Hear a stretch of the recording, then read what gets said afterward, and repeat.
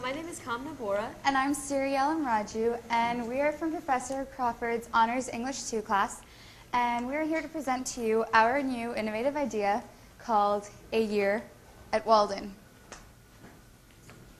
Can we click through this? We'll just let it.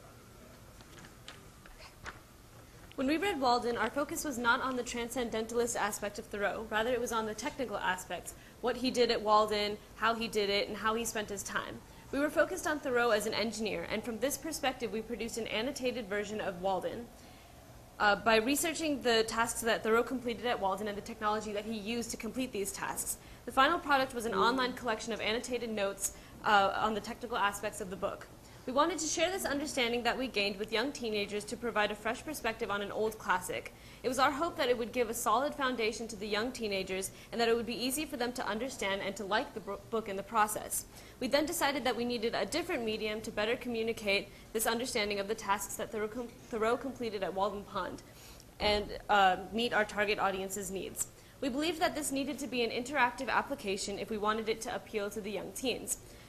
Role-playing games are becoming more and more popular as they immerse the player in a dynamic learning environment that they would otherwise not be exposed to. We felt that this type of learning was more conducive to completing the understanding and appreciation for the material that's often stereotyped as dull.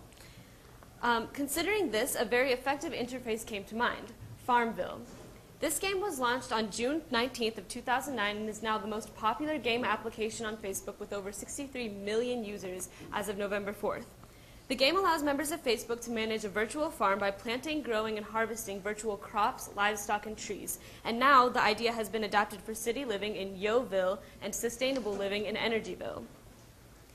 Using Farmville as a basis, we adopted a similar interface in order to create the dynamic learning environment necessary to accomplish our goals. Not only did this give us a medium for our game, but it also allowed us to highlight an aspect of Thoreau's experience at Walden that's often not understood. He did not do everything alone, and for this reason, our game, called A Year at Walden, leverages on the networking aspects of Facebook. In the book, Thoreau borrows an axe to build his house's frame, and his friends help him raise the timber frame when he is finished. He frequently talks to travelers and passersby and often goes into town to have lunch with his friends. The point is, he did not live in complete isolation, and that was not his purpose in going to Walden Pond. In the game, users are encouraged and in some cases required to interact with other friends or with their Facebook friends when completing various tasks in an effort to show this concept. The general high school student's experience with Thoreau and Walden is dull and unsatisfactory. As such, our goal in developing this game is to introduce Walden to a broad audience, catering especially to younger audiences, while also increasing a general knowledge of Thoreau. The general goal of the game itself illustrates this overarching goal as players make enough free time in order to collect books to gain knowledge. The books represent the accumulation of knowledge and represent Thoreau's ideology. Advancement in the game can be seen by a visual representation of the player's daily progress in achieving the overall goals. This is measured collectively by 3 meters: self-sufficiency, time, and health. There's a trade-off associated with each of these. For example, getting aid from a neighbor will save you time but will reduce self-sufficiency. As such, it is up to the player to decide how to progress and interact with other players in the game in order to achieve the game's goal of maximizing knowledge and minimizing waste of time. The 3 meters are directly affected by the player's daily decisions, and since they change in response to the play, we needed to define specific tasks for the player to complete. In order to break Walden's year down into more functional time periods, we created 52 mock weeks that are defined by 52 specific tasks that the player needs to accomplish to advance in the game. The decisions that a player faces in the game are actually all contained in the text of Walden, as we really wanted to stress the accuracy of our game. However, to create a little bit of variance, we allowed the player to make choices, have decision-making options, and face the consequences of their decisions. For example, the player's initial task illustrates a slight deviance from the book in order to increase player interaction. The first task the player must complete is choosing a location for his home. Thoreau finds a location for his home by walking around Walden Pond and finally settling on a spot through gut feeling.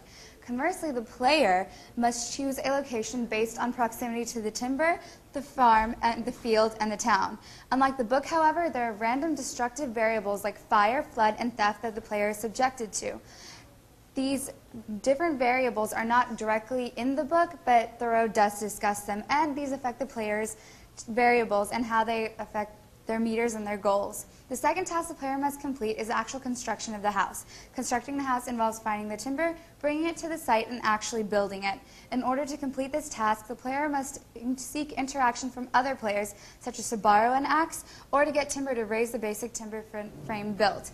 Basically, these tasks force the players to interact with other players, incorporating the social nature of Facebook. And similarly, this will also tie back to how we're trying to stress that Thoreau was not in fact alone, but that he did get a lot of help. As time progresses, the house will become increasingly complete, and as we go to our mock November time, the player must have a chimney. As we said before, the community aspect of Walden is often disregarded in the mess of transcendental analysis.